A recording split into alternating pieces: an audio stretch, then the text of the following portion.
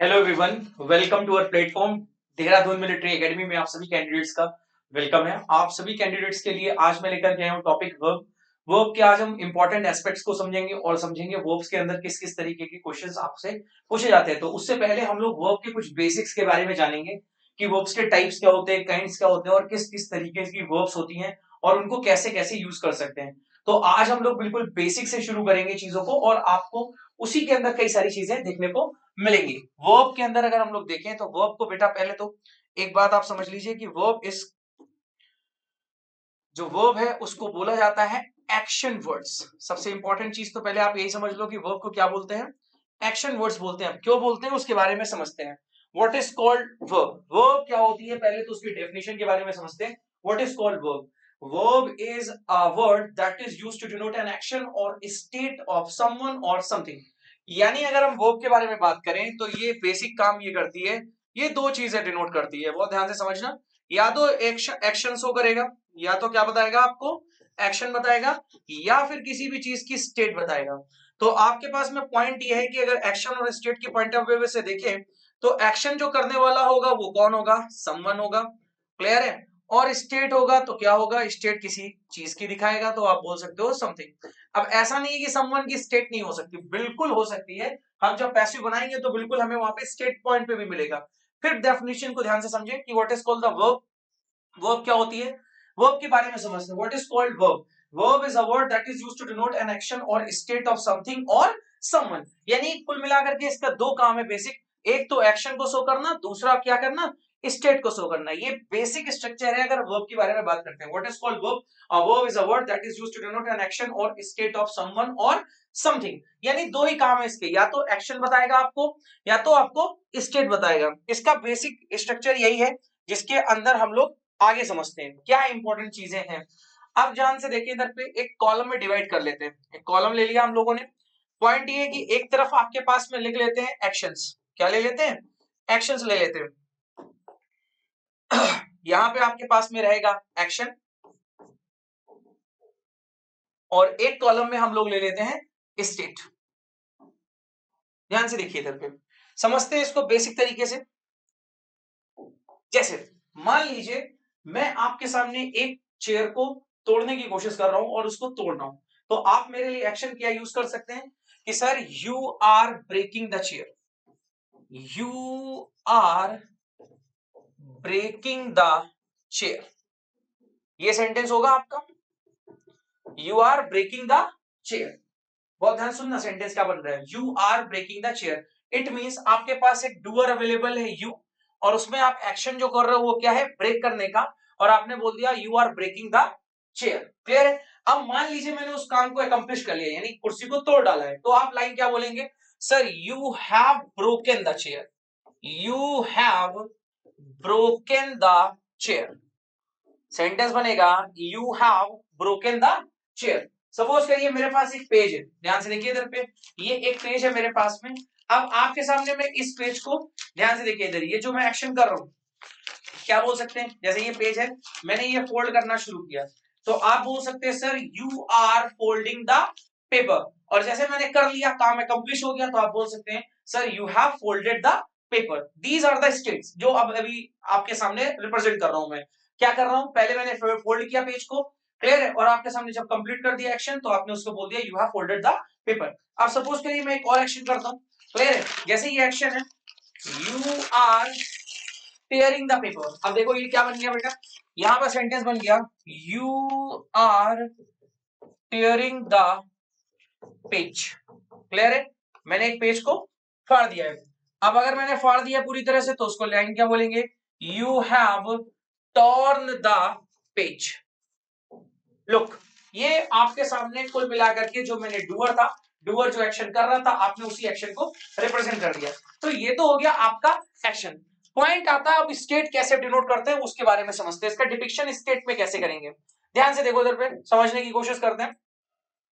लिखा हुआ you are breaking the chair, और मान लीजिए मैंने ये काम कर दिया है, तो उस पॉइंट ऑफ टाइम पे अगर किसी के सामने मैं अवेलेबल नहीं हूं, जैसे मान लीजिए मैं अभी आपके सामने अवेलेबल हूं, आपके सामने मैंने चेयर को तोड़ा है, तो आपके सामने डूअर अवेलेबल है फॉर डूइंग दैट एक्शन, तो आपने बोला you are breaking the chair. अब पॉइंट ये आता है कि अगर आपके सामने डूअर अवेलेबल नहीं है और जैसे ही आप आकर के कमरे में देखो या क्लासरूम में आप देखो कि क्या भाई ये चेयर जो है वो टूटी पड़ी हुई है, तो पॉइंट है आप लाइन क्या बोल सकते हैं, बहुत ध्यान से समझिएगा, स्टेट को शो करने के लिए कि sir the chair is broken, the chair is broken. एक तो आप ये भी बोल सकते हैं। अगर हम पैसिव बनाना चाहेंगे इसका, तो पैसिव तो बनेगा the chair is being broken by you, ये तो पैसिव बनेगा। लेकिन फिलहाल मैं पैसिव ना बना करके स्टेट को डिनोट करने की, डिपिक्ट करने की कोशिश कर रहा हूं मैं।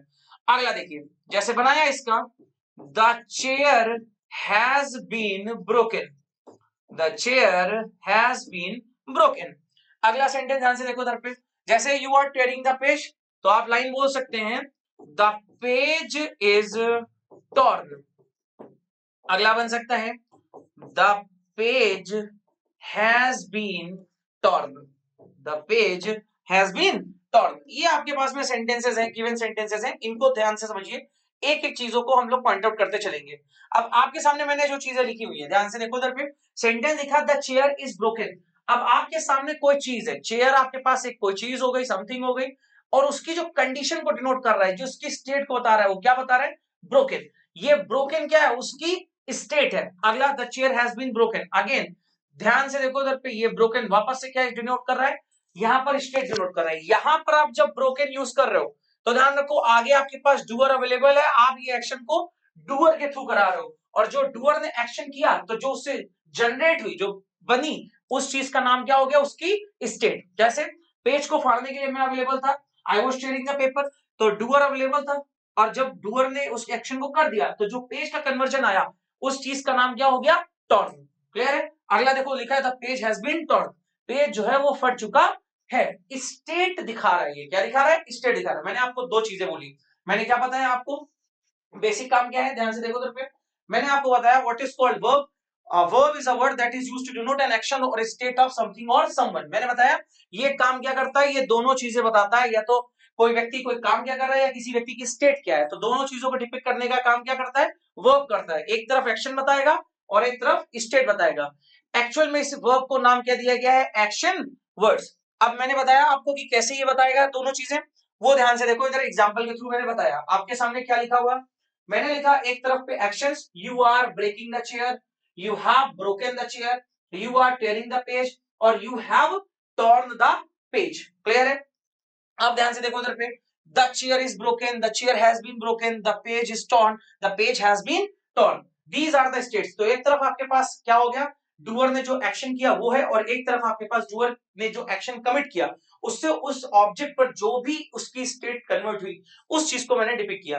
तो ये तो आपकी हो गई डेफिनेशन ऑफ वर्ब। अगर फिर ध्यान से समझिए क्या मैंने बोली definition, a verb is a word that is used to denote an action or state of someone or something. That is the primarily definition of verb. अब आ जाते हैं हम लोग इसके दूसरे वेरिएशन पे, अब आते हैं इसके टाइप्स पे। अगर हम लोग वर्ब को लिखे, वर्ब को बेसिकली लिखे, तो वर्ब के हमारे पास में, ध्यान से देखिए, इसके दो सेगमेंट आपको देखने को मिलेंगे, दो सेगमेंट आपको देखने को मिलते हैं। ध्यान से देखो इधर पे, वर्ब लिखने पर आपको दो सेगमेंट कौन कौन से मिलेंगे। एक तरफ आपको जो मिलता है उसका नाम होता है रेगुलर वर्ब्स, इस वाले सेक्शन का नाम है रेगुलर वर्ब्स, और एक तरफ आपको जो मिलेगा सेक्शन, उसका नाम होगा ऑक्सिलियरी वर्ब्स, ऑक्सिलियरी वर्ब्स। ध्यान से देखिए, आपके पास दो पार्ट है। अब सेंटेंस जब मैं लिखता हूं, सेंटेंस में आप ध्यान से देखिए, सेंटेंस के थ्रू पहले समझने की कोशिश करें। जैसे मैंने बोला आई कॉल्ड हिम, बिल्कुल बेसिक चीज है, बिल्कुल बेसिक चीज से समझने की कोशिश करेंगे। मैंने एक एग्जांपल दिया, आई कॉल्ड हिम, और एक सेंटेंस मैंने बोला आई हैव कॉल्ड हिम। दो चीजें लिखी मैंने, I have called him. Point ये है कि आपके पास जो आई कॉल्ड हिम है, यहां पर आई जो हो गया, ये तो इसका डूअर हो गया, सब्जेक्ट हो गया। इस चीज का नाम आप डूअर भी बोल सकते हो और आप इसको सब्जेक्ट भी बोल सकते हो। डूअर और सब्जेक्ट मिल गया। क्लियर है? यहां पर जो हिम है, ये इसका ऑब्जेक्ट हो गया, ये पूरी तरह से क्या बन गया, ऑब्जेक्ट बन गया। अब यहां पर दो तरह की वर्ब्स दिख रही हैं। एक तरफ आपके पास लिखा हुआ है कॉल्ड, इसी कॉल्ड को ही बोला जाता है रेगुलर वर्ब। क्या बोला जाता है, रेगुलर वर्ब। ये एक्चुअल में रेगुलर वर्ब का नाम हम अपनी ग्रामर के थ्रू क्या पढ़ते हैं, आपने कई बार ऐसा पढ़ा रहेगा कि रेगुलर वर्ब्स क्या है, रेगुलर वर्ब्स को हम लोग मेन वर्ब भी कह सकते हैं। क्या बोल सकते हैं बेटा इसको, मेन वर्ब। और जो मेन वर्ब होती है ये एक्चुअल में एक्शन शो करती है। क्या शो करती है, एक्शन शो करती है। सेम ऐसे नेम नीचे भी हो जाएगा, नीचे वाली का नाम भी रेगुलर वर्ब्स हो सकता है। हम क्या बोल सकते हैं, उसे रेगुलर वर्ब बोल सकते हैं, उसे ही मेन वर्ब और उसे ही एक्शन वर्ब्स कहा जाता है। फिर अगला लिखा हुआ आई हैव कॉल्ड हिम, यहां पे जो आप हैव देख रहे हो, ये जो हैव है इसका नाम है ऑक्सिलरी वर्ब। ये ऑक्सिलरी वर्ब, इसी को आप हेल्पिंग वर्ब्स भी बोलते हो। इन्हें क्या बोलते हैं, हेल्पिंग वर्ब्स। हेल्पिंग वर्ब्स का मेन काम होता है टाइम को डिपिक्ट करना। ये टाइम को डिनोट करती है कि कौन से टाइम स्लॉट के बारे में बात कर रहे हैं। ये बेसिक चीज है जो आपको समझनी है और सीखनी है। ये तो मैंने आपको बता दी, फिर ध्यान से समझना। मैंने आई कॉल्ड हिम और आई हैव कॉल्ड हिम दो सेंटेंसेस लिखे, दोनों सेंटेंसेस में क्या मैंने बताया डिफरेंस क्या है। कॉल्ड वाले में आपके पास रेगुलर वर्ब यानी मेन वर्ब यानी उसको क्या बोल सकते हैं, एक्शन वर्ड्स बोल सकते हैं। और दूसरे में हैव और कॉल्ड दोनों चीजें हैं। तो एक तरफ आपके पास में क्या मिल रहा है, आपको मिल गया यहाँ पर ऑक्सिलरी, इसी को हम लोग क्या बोल सकते हैं, हेल्पिंग वर्ब्स। और ये क्या डिनोट करते हैं, टाइम को डिनोट करते हैं। इंपॉर्टेंट सेगमेंट ये था। अब देखिए मैं इसको रिमूव कर देता हूं, इससे आगे हम लोग टाइप्स पे जाकर के बात करेंगे, टाइप्स में कैसे कैसे चीजें जानेंगे।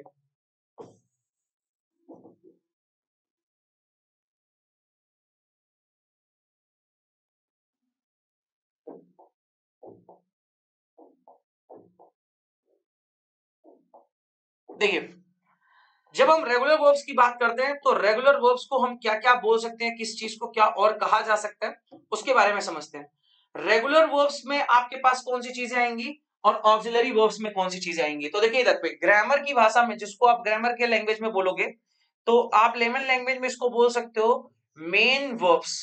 एक तरफ आपके पास कौन सी वर्ब्स है, मेन वर्ब्स है। और एक तरफ आपके पास कौन सी वर्ब्स है, जिनको बोला जाता है हेल्पिंग वर्ब्स। एक तरफ आपके पास मेन वर्ब्स और एक तरफ आपके पास हेल्पिंग वर्ब्स हैं। अब जो भी ये वर्ब्स लिखी हुई हैं, इनकी एक खासियत है। क्या खासियत है उसके बारे में समझते हैं।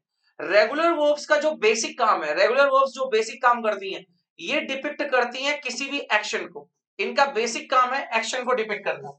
जब हम ऑक्सिलरी की बात करते हैं तो ये डिपिक्शन देती हैं टाइम का, इनके थ्रू टाइम के बारे में मालूम चल जाता है। अब एग्जाम्पल के तौर पे देखें तो जैसे आपके पास में लिखा हुआ है टू गो, जैसे लिखा हुआ है टू प्ले, जैसे लिखा हुआ है टू लाफ, और जैसे लिखा हुआ है टू राइट। ये आपके पास में सारी वर्ब्स लिखी हुई हैं एक्शन की। ये जितनी भी मैंने लिखी हैं आपके सामने, जैसे to go, to play, to laugh, to write, ये सबको क्या बोलते हैं हम लोग, इन सभी को बोला जाता है एक्शन वर्ड्स। ऑक्सिलरी में जैसे क्या क्या मिल जाएगा आपको, जैसे आपको मिल गया हैज और हैव मिल गया। अगर हम पास में चले जाएं तो इसका वर्जन मिल जाएगा हैड। जैसे हमें मिल गया इज, एम, आर। जैसे मिल गया कैन और कुड। ये सब ऑक्सिलरीज में आती हैं। सब किसमें आती हैं, ऑक्सिलरीज में आती हैं। Now come to the next point, verb से बात करते हैं। वर्ब का मैंने आपको बेसिक क्या काम बताया कि वर्ब का काम है दो चीजें डिपिक्ट करना। क्या क्या बताना, मैंने आपको बता दिया, एक तो एक्शन और एक स्टेट। अब आपके सामने वर्ब के टाइप्स पढ़ रहे हैं, तो टाइप्स के अंदर हम क्या क्या जान रहे हैं। टाइप्स के अंदर ध्यान से देखिए क्या क्या लिखा हुआ है आपके पास में। How many types of verb we are having, there are two types of verbs we are having right now. अगर हम लोग देखें तो इसके अंदर एक तरफ आपके पास रेगुलर वर्ब्स है और दूसरी तरफ आपके पास ऑक्सिलरी वर्ब्स हैं। What is called regular verbs, that denotes an action, जो कि एक्शन को डिनोट करते हैं, उनको हम लोग बोलते हैं रेगुलर वर्ब्स। इन्हीं वर्ड्स को आप बोल सकते हैं मेन वर्ब्स, और इन्हीं का काम होता है एक्शन को डिपिक्ट करना, एक्शन को डिनोट करना। एक तरफ लिखा है ऑक्सिलरी वर्ब्स, ऑक्सिलरी वर्ब्स को ही कहा जाता है हेल्पिंग वर्ब्स, और इनका बेसिक काम होता है टाइम को डिपिक्ट करना, यानी कि नेचुरली ये टाइम को डिनोट करते हैं, टाइम से रिलेटेड चीजें ये बताएंगे। तो ये तो हो गए आपके टाइप्स ऑफ वर्ब। अगर हम लोग इनके सब टाइप्स के बारे में बात करते हैं, ध्यान से देखिए इधर पे, अगर इनके सब टाइप्स के बारे में बात करेंगे तो जो रेगुलर वर्ब है, रेगुलर वर्ब दो सेगमेंट में डिवाइडेड है। ध्यान से देखो इधर पे, रेगुलर वर्ब जो है वो दो सेगमेंट में डिवाइडेड है। कौन कौन सी, एक तरफ आपको मिलेगी ट्रांजिटिव वर्ब्स और एक तरफ मिलेगा आपको intransitive verbs. Look, regular verbs are divided in two categories. The first category is called transitive verb. The second category is called intransitive verb. यानी एक तरफ आपके पास ट्रांजिटिव वर्ब है और एक तरफ आपके पास है इंट्रांजिटिव वर्ब। यानी कुल मिलाकर के रेगुलर वर्ब्स के दो ही टाइप हैं जो आपको पढ़ने और सीखने। उसमें कौन कौन सी चीज है, एक तरफ आपके पास ट्रांजिटिव वर्ब है और एक तरफ आपके पास इंट्रांजिटिव वर्ब है। इंपॉर्टेंट है ऑक्सिलरी में, ऑक्सिलरीज में बेटा अगर आप पढ़ेंगे तो ऑक्सिलरीज में आपको मोस्ट ऑफ द बुक्स में तो आपको दो ही टाइप देखने को मिलेंगे, बट एक्चुअल में अगर आप देखें तो आपको मिलेंगे एक्चुअल में तीन टाइप की वर्ब्स मिलेंगी। पहली वाली जिसका नाम है प्राइमरी ऑक्सिलरी, पहली वाली का नाम है प्राइमरी ऑक्सिलरी, दूसरे वाले का नाम है मॉडल ऑक्सिलरी, और जो तीसरी वाली है इसे बोला जाता है marginal auxiliary.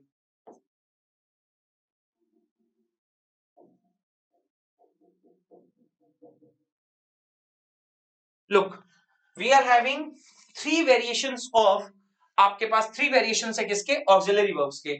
In that particular segment, we are having three types of auxiliaries. The first one is called primary auxiliary. The second one is called modal auxiliary. The third one is called marginal auxiliaries. Marginal auxiliaries बोलते हैं, and that is also called, इसको हम और अगर बोलना चाहें तो इन्हें सेमी मॉडल्स भी बोला जाता है। That is also considered semi models, इन्हें बोल सकते हैं क्या, सेमी मॉडल्स होता है। क्या बोल सकते हैं, सेमी मॉडल्स होता है। अब देखिए आपके पास में पूरे टाइप और उनके वेरिएशंस के बारे में इंफॉर्मेशन है। सबसे पहले आप ध्यान से देखिए, मैंने आपके सामने बनाया क्या है, verb. What is called verb, verb के बारे में मैंने आपको डिपिक्ट क्या किया, what is called verb, verb होती क्या है। तो मैंने आपको बताया कि verb is a word that is used to denote action और स्टेट ऑफ समथिंग और समवन। ये आपने इतना बेसिक समझा। फिर आपने पढ़ा types of verb. Types of verb के अंदर हम लोगों ने जाना कि there are two types of verb, दो तरीके के वर्ब आपको देखने को मिलेंगे, एक जो एक्शन डिनोट करेंगे, एक जो टाइम को डिनोट करेंगे। अब एक्शन और टाइम को डिनोट कैसे करते हैं उसके लिए हम एग्जांपल के थ्रू समझेंगे, फिर हम वापस से इसी चीज पर आएंगे। ध्यान से देखिए, आपके सामने मैं कुछ सेंटेंस लिख रहा हूं।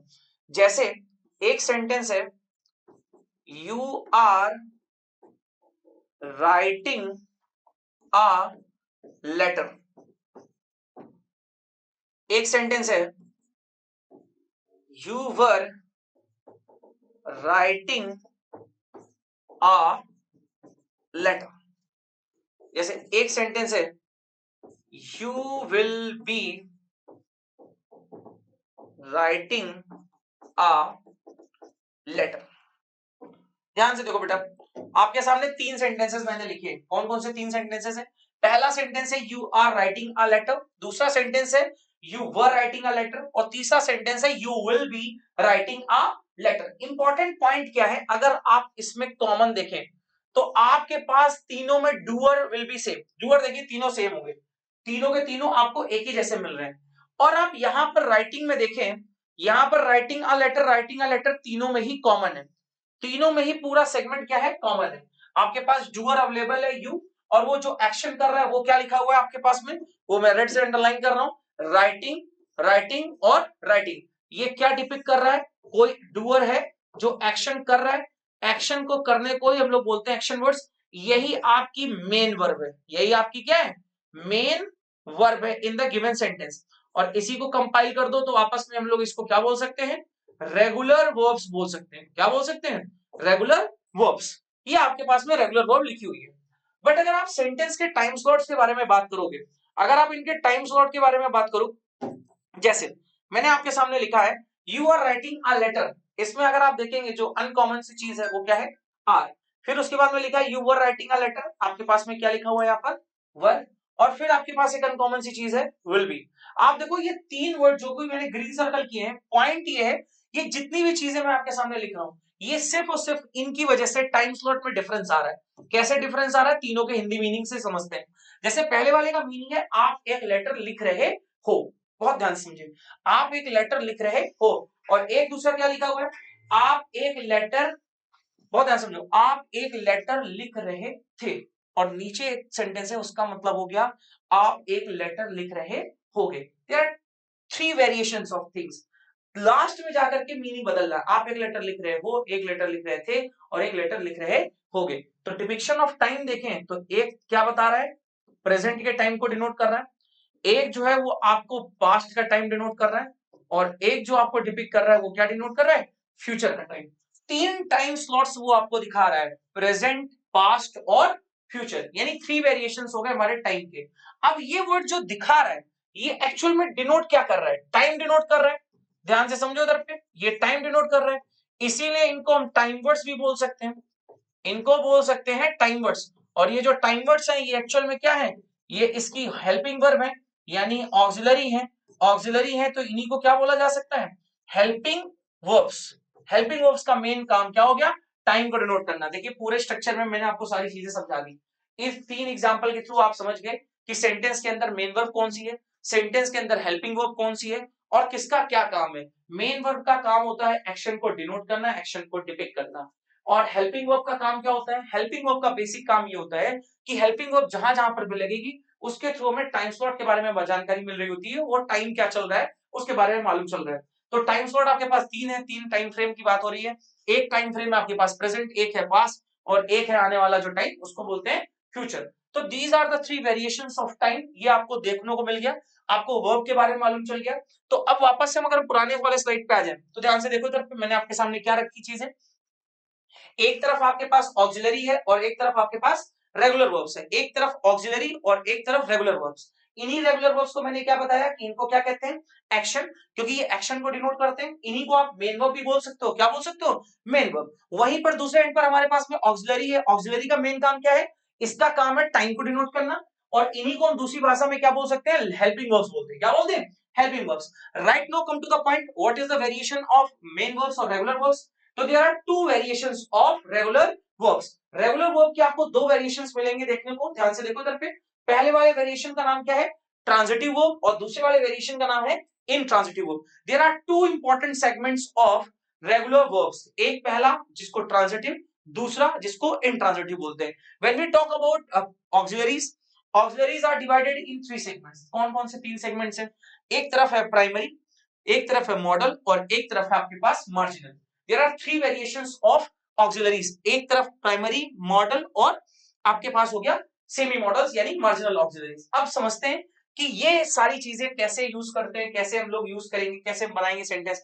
तो आपके पास देखो यहाँ पे to go, to play, to laugh और टू राइट। यहाँ पे देखो has, have, had, is, am, are, can और कुड, ये वर्ड्स लिखे हुए हैं। अब हम इसमें से निकालेंगे पहले रेगुलर वर्ब्स, इसके वेरिएशन और इसके टाइप्स के बारे में डिस्कशन करेंगे। क्लियर है, चलिए देखिए पॉइंट क्या है। अब आपके पास में क्या है, रेगुलर वर्ब दी गई हो, बहुत ध्यान से समझना बेटा। अगर आपके पास में कहीं पर भी रेगुलर वर्ब्स दी जाए तो रेगुलर वर्ब्स के जब हम टाइप बनाते हैं तो हमें मालूम चलता है कि इसके 2 टाइप हैं। कौन कौन से, मैंने अभी आपको बताया। एक तरफ आपके पास क्या है, ट्रांजिटिव, और एक तरफ है intransitive. The first one is called transitive verbs, और दूसरी तरफ आपको जो मिलेगा उसका नाम है intransitive verbs. There are 2 types of verbs, पहला एक ट्रांजिटिव और दूसरा एक इंट्रांजिटिव। क्या डेफिनेशन होती है ट्रांजिटिव की, व्हाट इज कॉल्ड ट्रांजिटिव, बोला जाता है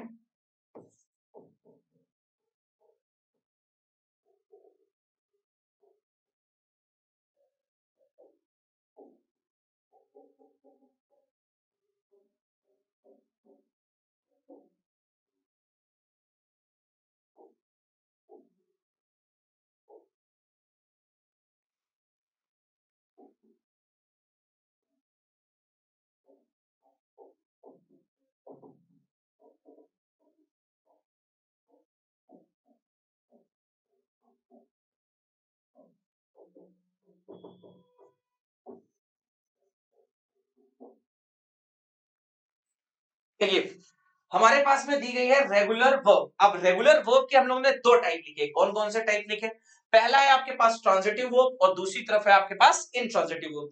how can we get to know what is called transitive and what is called intransitive, there is a big confusion between transitive and intransitive. I'll clear you very easily. You know what is called transitive, the action that refers to its objective.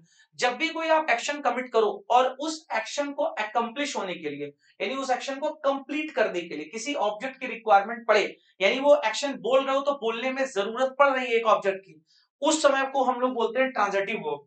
और दूसरा action है कह रहा है जिसको कभी जरूरत नहीं पड़ती, यानी आप एक्शन बोलो और उसको किसी ऑब्जेक्ट की रिक्वायरमेंट ना पड़े, उस वाले वर्ब सेक्शन का नाम क्या होता है? Intransitive verb. देखिए ये तो मैंने आपको सिर्फ एक डेफिनेशन के तौर पे बताया, अब इसको पहचानेंगे कैसे इंग्लिश में कि किसको जरूरत पड़ रही है और किसको जरूरत नहीं पड़ रही है। तो एक सिंपल सा फॉर्मूला है, बहुत ध्यान से समझना। रेगुलर वर्ब्स के आगे, ध्यान से देखो इधर पे फॉर्मूला कैसे बना रहे हैं। रेगुलर वर्ब्स के आगे दो क्वेश्चंस राइज कर दे, दो क्वेश्चन रेज करने हैं, कौन से रेज करेंगे? एक आपको व्हाट है और एक आपके पास है whom। दो क्वेश्चन रेज करने हैं, कौन कौन से? एक व्हाट और एक whom। अगर इनमें से किसी एक का भी रिप्लाई मिल गया, अगर इनमें से किसी एक का भी रिप्लाई मिल गया तो दैट इज कॉल्ड ट्रांजिटिव बोलते हैं, और अगर इसमें से किसी एक का भी रिप्लाई नहीं मिल रहा है तो दैट इज कॉल्ड इनट्रांजिटिव। इसे क्या बोला जाता है? इनट्रांजिटिव बोला जाता है। बहुत ध्यान से सुनना, मैंने लाइन क्या बोली। अगर आपने रेगुलर वर्ब्स के आगे दो क्वेश्चंस पूछे, कौन कौन से?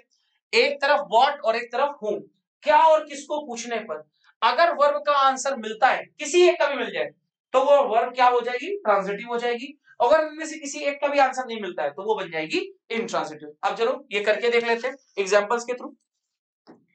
जैसे आपके पास में लिखे हुए एग्जांपल, लिखा हुआ है राम प्लेज चेस। जैसे लिखा हुआ है सीता गोज टू टेम्पल। जैसे लिखा हुआ है मोहन हैज कॉल्ड मी। जैसे लिखा हुआ है she is laughing in her room, in her room. ध्यान से देखो बेटा, आ जाओ वापस से सेंटेंस में। पहला सेंटेंस लिखा हुआ है राम प्लेस चेस। बहुत ध्यान से देखो, पहला सेंटेंस क्या लिखा हुआ है? Ram plays chess. दूसरा सेंटेंस लिखा हुआ है Sita goes to temple, Sita goes to temple. अगला लिखा हुआ है मोहन हैज कॉल्ड मी, और उसके बाद वाला लिखा हुआ है she is playing, sorry she is laughing in her room. Point ये है, इन सेंटेंसेस के आगे हम क्वेश्चन लगा करके देखते हैं, जिसका भी आंसर आ गया तो मालूम चल जाएगा कि ट्रांजिटिव है या इंट्रांजिटिव है। अगर क्वेश्चन लगाया व्हाट राम प्लेज, राम क्या खेलता है, आंसर क्या मिल जाएगा आपको? चेस। आंसर मिला तो इसका मतलब क्या हो गया? ट्रांजिटिव, यानी ये एक्शन रेफर कर रहा है किस पर? अपने ऑब्जेक्ट पर, यानी इसको ऑब्जेक्ट की रिक्वायरमेंट है। अगला सीता गोज टू टेम्पल। अगर आप पूछेंगे क्वेश्चन, ध्यान से देखो इधर पे, व्हाट सीता गोज टू, इधर सीता क्या जाती है, तो देखो ध्यान रखना टेम्पल नहीं, क्योंकि व्हाट का आंसर टेम्पल नहीं है, वेयर का आंसर टेम्पल है। कहां जाती है तो वेयर पूछना पड़ेगा। लेकिन आप फिर से समझो, हमारे पास क्वेश्चन राइज करने के लिए कितने हैं? सिर्फ एक, तो या तो व्हाट पूछो या तो whom पूछो, इसके अलावा कोई नया क्वेश्चन नहीं पूछ सकते ना। तो आपके पास है व्हाट सीता गोज टू या whom Sita goes to, answer नहीं मिलेगा। और जब आंसर नहीं मिलेगा तो आपकी ये वर्ब क्या हो जाएगी? इनट्रांजिटिव हो जाएगी। इसे क्या बोलेंगे? इनट्रांजिटिव बोलेंगे। अगले वाले पे आ जाते हैं। देखो अगला क्या लिखा हुआ है, Mohan has called me, Mohan has called me. अब अगर आप इसमें व्हाट पूछेंगे, what Mohan has called, answer नहीं मिलेगा। फिर भी मैंने कहा आपको घबराना नहीं है। सबसे इंपॉर्टेंट चीज क्या है, दूसरा क्वेश्चन भी आपके पास में है। आपने पूछा whom मोहन हैज कॉल्ड, किसको मोहन ने बुलाया, तो आंसर क्या आ जाएगा? मी। और किसी एक का भी आंसर आ गया तो क्या हो गया? ट्रांजिटिव हो गया। इंपॉर्टेंट देखो, she is laughing in her room, she is laughing in her room. Point ये है, she is laughing in her room के अंदर अगर आप पूछेंगे व्हाट शी इज लाफिंग, तो आंसर नहीं मिलेगा। whom she is laughing, answer नहीं मिलेगा। तो ये क्या बन जाएगा? इनट्रांजिटिव। तो फाइंड आउट करने का तरीका बहुत इजी है।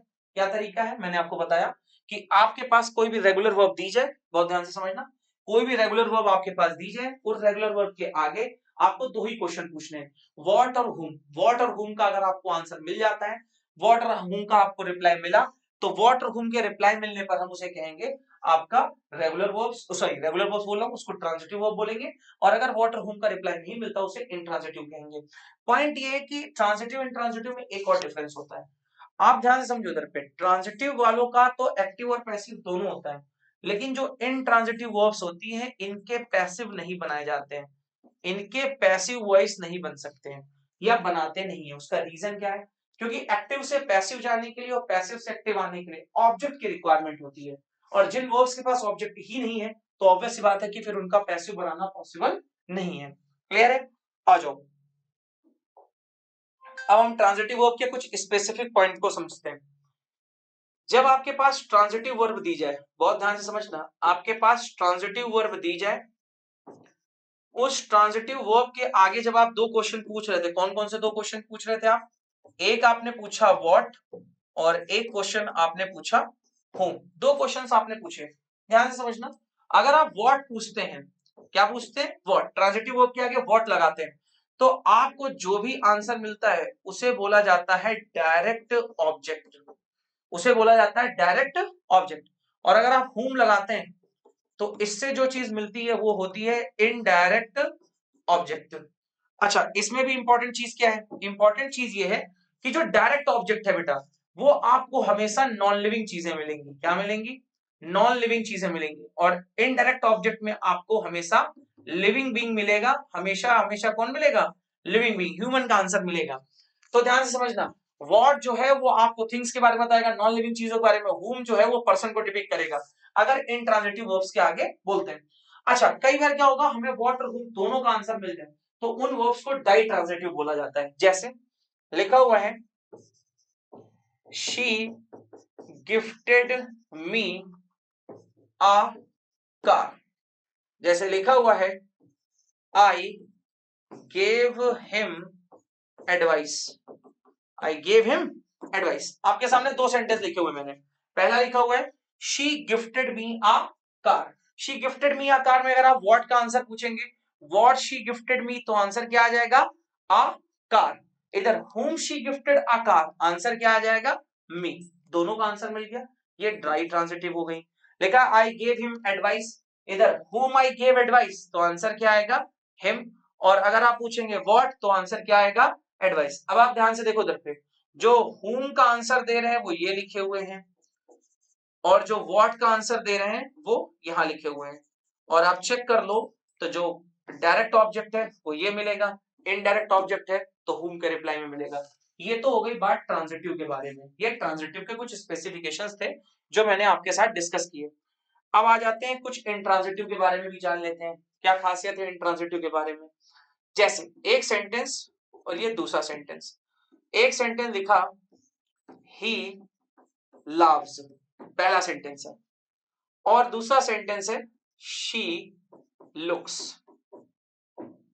आपके सामने दो सेंटेंसेस लिखे हुए हैं, ही लव्स और शी लुक्स। अगर आप एक्चुअल में फाइंड आउट करोगे तो ये दोनों ही अभी इनट्रांजिटिव वर्ब्स हैं, क्योंकि व्हाट और हुम का आंसर आप पूछोगे तो कोई भी आंसर आपको यहाँ पे नहीं मिलेगा। फिलहाल में ये दोनों वर्ब्स क्या हैं? इनट्रांजिटिव वर्ब्स हैं। कौन सी वर्ब्स हैं? इनट्रांजिटिव। एक कॉन्सेप्ट है ट्रांजिटिव वर्ब के साथ में, सॉरी इनट्रांजिटिव वर्ब्स के साथ में, क्या है? Bye adding specific prepositions. ध्यान से सुनना, बाय एडिंग स्पेसिफिक प्रेपोजिशन, कुछ स्पेसिफिक प्रेपोजिशंस को ऐड कर दिया जाए। स्पेसिफिक प्रेपोजिशंस को ऐड करने पर हम ट्रांजिटिव वर्ब बना सकते हैं इनट्रांजिटिव से। इनट्रांजिटिव को भी किस में चेंज कर सकते हैं? हम ट्रांजिटिव में भी चेंज कर सकते हैं और फिर उनका पैसिव बनाना पॉसिबल होता है।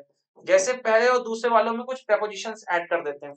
जैसे मैंने बोल दिया ही लव्स एट यू, दूसरा बोल दिया she looks after her parents. दो सेंटेंस बना दिए मैंने आपके सामने, she looks after her parents. अगर आप सेंटेंस को देखेंगे तो सेंटेंस में आपको देखिए क्या मिल गया, लव्स के ठीक बाद में मैंने एक प्रेपोजिशन ऐड कर दी, क्या? एट। फिर लुक्स के बाद में आपके सामने प्रेपोजिशन ऐड कर दी आफ्टर। ये दो प्रेपोजिशंस को ऐड करने से अब देखिए ये whom का आंसर दे रहे हैं। कैसे?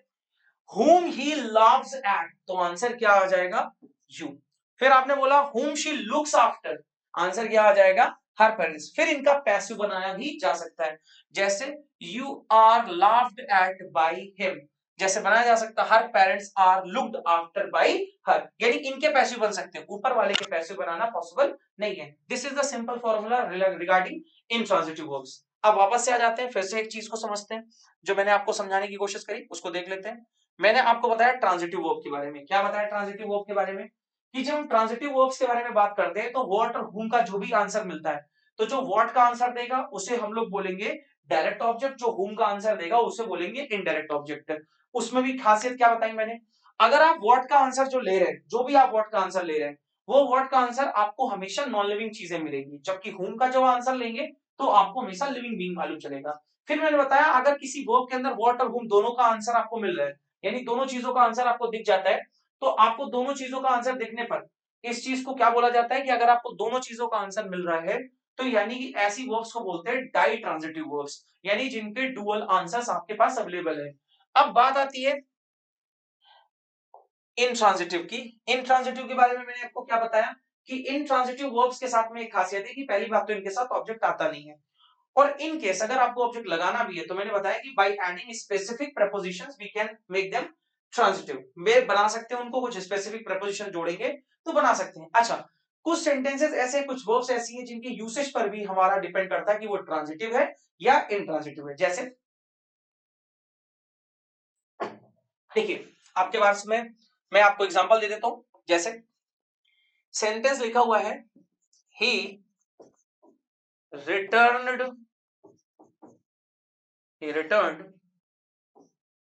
होम, और एक सेंटेंस है ही रिटर्न्ड माई मनी। दो सेंटेंस आपके पास में लिखे हैं। पहला एक सेंटेंस है ही रिटर्न्ड होम, इधर home he returned, what he returned answer नहीं मिलेगा, इधर ये हो गया इनट्रांजिटिव। इधर होम का आंसर किससे मिल सकता है, वेयर ही रिटर्न, तो आंसर मिल जाएगा, लेकिन वेयर पूछ नहीं सकते, वो एडवर्ब ऑफ प्लेस बता देगा, तो ये तो एडवर्ब ऑफ प्लेस हो जाएगा। फिलहाल में हमारे पास में दूसरा क्वेश्चन है, क्या कह रहा है he return my money, what he return answer क्या आएगा माई मनी। अब यहाँ पे क्या बन गया ट्रांजिटिव। तो देखो यहाँ पे एक बार रिटर्न क्या है इनट्रांजिटिव के फॉर्म में, एक बार रिटर्न क्या हो गया ट्रांजिटिव के फॉर्म में। It means it also depends on usage of verbs, how you are using that becomes transitive or intransitive, but both can be considered क्या बोले जाएंगे एक्शन वर्ड्स बोले जाएंगे, मेन वर्ड्स बोली जाएंगी। क्लियर है। अब आ जाते हैं हम लोग अपने दूसरे वाले सेक्शन की तरफ। ये तो मैंने आपको देखिए बता दिया। अब आते हैं हम लोग अपने दूसरे सेक्शन में जिसका नाम था हमारा ऑक्सिलरी वर्ब्स। इनके बारे में अब बात करेंगे। ऑक्सिलरी वर्ब्स क्या होती हैं और क्या कैसे यूज करते हैं। ऑक्सिलरी वर्ब्स मैंने अभी आपको बताया कि ये 3 सेगमेंट में डिवाइडेड है। आपके पास कितने सेगमेंट में डिवाइडेड मिलेंगी, 3 सेगमेंट में। कौन कौन से 3 सेगमेंट्स हैं वो भी समझते हैं। पहले पास आपके पास है जिसका नाम है प्राइमरी ऑक्सिलरी। दूसरी आपके पास जो वर्ब है उसका नाम है मॉडल ऑक्सिलरी, और तीसरी है जो उसका नाम है मार्जिनल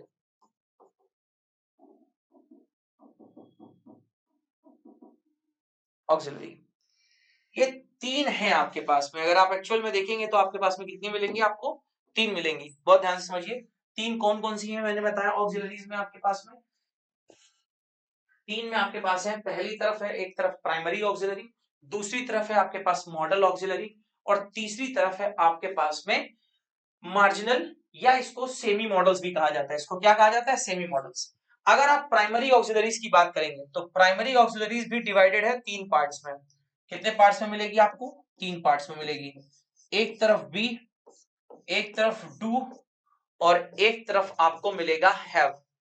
मॉडल्स में बात करें इनको मॉडल ऑक्सिलरी या मॉडल्स भी बोला जाता है। इसमें आपको मिलेगा विल, जैसे मिलेगा कैन, जैसे मिलेगा कुड, जैसे मिलेगा आपको मे, जैसे मिलेगा माइट। इस तरह के वर्ड्स आपको देखने को मिलेंगे। जैसे यहां पर मिलेगा मस्ट, जैसे यहां पर मिलेगा आपको शुड, और जैसे आपको मिलेगा यहां पर वुड। ये सब मॉडल्स में कंसीडर किए जाते हैं। क्लियर है।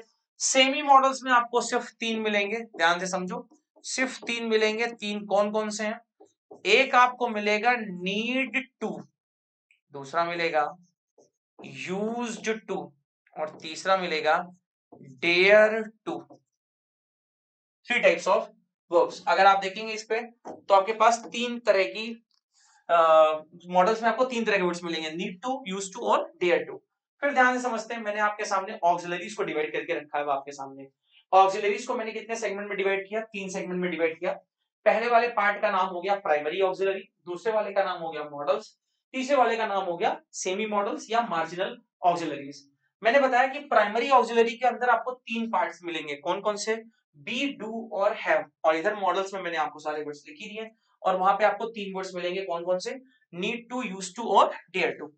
पॉइंट ये है, अब जो भी आपको ये तीनों चीजें दिख रही हैं, इन तीनों का यूसेज कैसे है, कैसे इसके बारे में पढ़ते हैं, उस चीज को बेसिक से समझने की कोशिश करते हैं। आप जितने भी प्रेजेंट और पास्ट के टेंस बनाते हैं, बहुत ध्यान समझना, आप चाहे बनाओ प्रेजेंट के टेंस, आप बनाओ पास्ट के टेंस, उन सब में ही जो ऑक्सिलरी यूज होती है उन्हें क्या कहा जाता है, प्राइमरी ऑक्सिलरीज कहा जाता है, उन्हें प्राइमरी ऑक्सिलरीज भी कहते हैं। फिर जितना भी आप फ्यूचर देख रहे हो, फ्यूचर का डिपिक्शन जो होता है वो मॉडल्स के थ्रू होता है। किसके थ्रू होता है, मॉडल्स के थ्रू होता है। और फिर यहां पे लिखा हुआ है मार्जिनल ऑक्सिलरीज, क्या डिफरेंस है प्राइमरी में और इनमें। पहले तो एक और चीज समझ लो कि जो आपके सामने तीन वर्ब्स लिखी हैं कौन कौन सी, जैसे आपके पास में लिखा हुआ है बी, जैसे डू और हैव, इन तीनों को ही आप रेगुलर वर्ब्स की तरह भी यूज कर सकते हो, can be used as a regular verbs, regular verbs की तरह भी यूज कर सकते हो। पहले तो रेगुलर वर्ब वाला कॉन्सेप्ट पढ़ेंगे कि इनको रेगुलर वर्ब यानी मेन वर्ब भी बना सकते हो। जैसे सेंटेंस के थ्रू समझिए रेगुलर वर्ब्स कैसे बना सकते हैं इनका।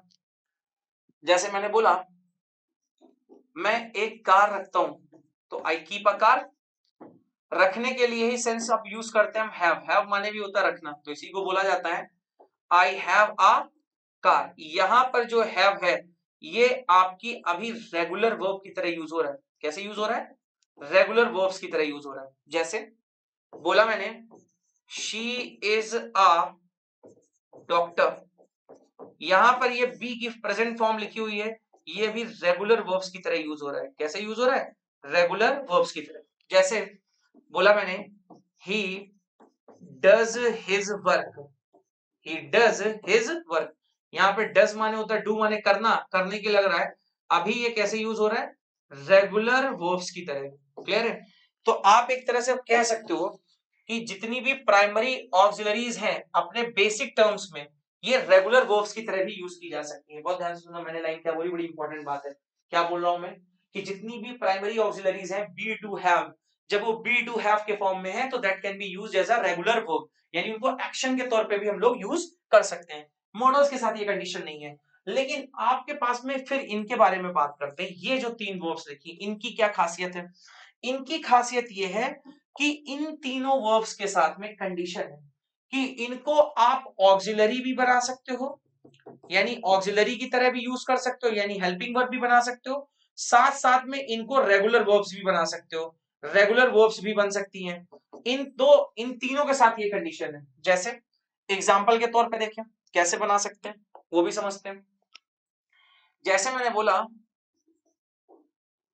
ही needs to come on time, यहां पर जो अभी मैंने नीड्स लिखा हुआ है, बहुत ध्यान सुनना, ये जो नीड्स लिखा हुआ है ये अभी ऑर्डिनरी वर्ब या आप इसी को अभी रेगुलर वर्ब बोलते आए हो, या आप इसको कह सकते हो एक्शन वर्ड्स, एक्शन डिनोट कर रहा है। इसी को अगर हम लोग निगेटिव बना दें, जैसे बना दें he need not come here, he need not come here. अब इस सेंटेंस के अंदर ये जो नीड है अब ये बन गई ऑक्सिलियरी,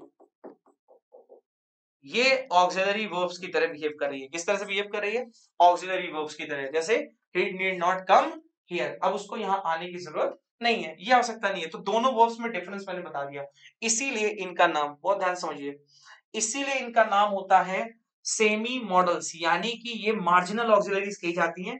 इनके अंदर दोनों क्वालिटीज हैं, क्या क्या, ये ऑक्सिलरी भी बन सकती है और रेगुलर वर्ब्स भी बन सकती हैं। पॉइंट आते हैं अगले पे। जैसे हम लोग बात करते हैं हमारे पास में प्राइमरी ऑक्सिलरी की, किसकी बात करते हैं, प्राइमरी ऑक्सिलरी की। प्राइमरी ऑक्सिलरी के डिवीजन को समझ लेते हैं, यही बेटा आपका आखिरी पॉइंट होगा ऑक्सिलरीज के पॉइंट पे। प्राइमरी ऑक्सिलरीज को अगर हम देखें तो प्राइमरी ऑक्सिलरीज डिवाइडेड है तीन सेगमेंट में। कौन कौन से, ध्यान से देखो इधर पे। आपके पास पहले वाले पार्ट का नाम है बी, दूसरे वाले पार्ट का नाम है डू, और तीसरे वाले सेक्शन का नाम है हैव। अब अगर आप इन सेक्शंस को देखें तो हम बी के अगर फॉर्म्स को देखें तो ध्यान से समझिएगा, इनके अगर हम सेगमेंट बनाना चाहें तो इनकी फर्स्ट फॉर्म, इनका सेकंड फॉर्म, इनका डिपिक्शन है कैसे कैसे यूज कर सकते हैं इनकी सेकेंड फॉर्म और इनकी थर्ड फॉर्म कि हम कैसे कैसे यूज कर सकते हैं वो समझते हैं। जैसे फर्स्ट फॉर्म के तौर पे बी के लिए साथ में देखिए तो आप लगा सकते हो इज एम आर। जैसे आप पास्ट में चले जाओ, इसकी सेकेंड फॉर्म में चले जाओ तो वॉज और वर, और इसकी थर्ड फॉर्म में चले जाओ तो आपको मिलेगा बी। ये बी की एक्चुअल फॉर्म्स मिलेंगी। फर्स्ट फॉर्म में क्या मिलेगा आपको is am are, second form में मिलेगा वॉज और वर, और थर्ड फॉर्म में मिलेगा आपको बीन। अगर हम डू वाले पे आ जाएं तो यहां पर आपको मिलेगा डू एंड डज, यहां पर आपको मिलेगा डिड। थर्ड फॉर्म वैसे डन होती है लेकिन ऑक्सिलरी हम पढ़ रहे हैं तो ऑक्सिलरी में इसका कोई वर्ड नहीं। जब हम रेगुलर वर्ब बनाएंगे तो हम लोग इसका डन करेंगे। फिलहाल में ऑक्सिलरी में बस दो यूज होती है, डू और डज प्रेजेंट इंडेफिनिट में और डिड पास्ट इंडेफिनिट में। हैव के भी आपको तीन वर्जन मिलेंगे। पहला मिलेगा आपको हैज और हैव, इसका सेकंड वर्जन है आपका हैड, और इसका थर्ड वर्जन है हैड। ये आप यूज करते हो अलग अलग टेंसेस में। ये आप देख लो, ये है आपकी प्राइमरी ऑक्सिलरीज। प्राइमरी ऑक्सिलरीज के बारे में भी मैंने आपको डिटेल में चीजें बता दी हैं।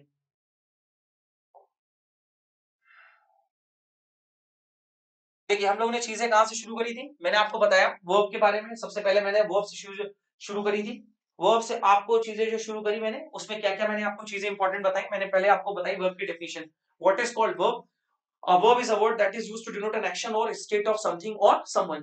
Verb का काम क्या है, बेसिक तरीके से या तो एक्शन बताना या तो स्टेट बताना, यही दो कॉन्सेप्ट हैं। और क्या बताया गया एक्शन में, एक्शन में कोई पर्सन डूअर जो होगा वो एक्शन कर रहा होगा, और स्टेट जब हम डूअर के थ्रू एक्शन करवाएंगे तो जो भी कंडीशन बनेगी उसका नाम क्या हो जाएगा, स्टेट। फिर हम लोगों ने इसमें दूसरे पॉइंट पर इसके कुछ एग्जांपल्स के थ्रू समझने की कोशिश करी कि व्हाट इज कॉल्ड एक्शन और व्हाट इज कॉल्ड स्टेट। ये हम लोगों ने डिफरेंस क्लियर किया। फिर आ जाते हैं हम लोग टाइप्स ऑफ वर्ब में।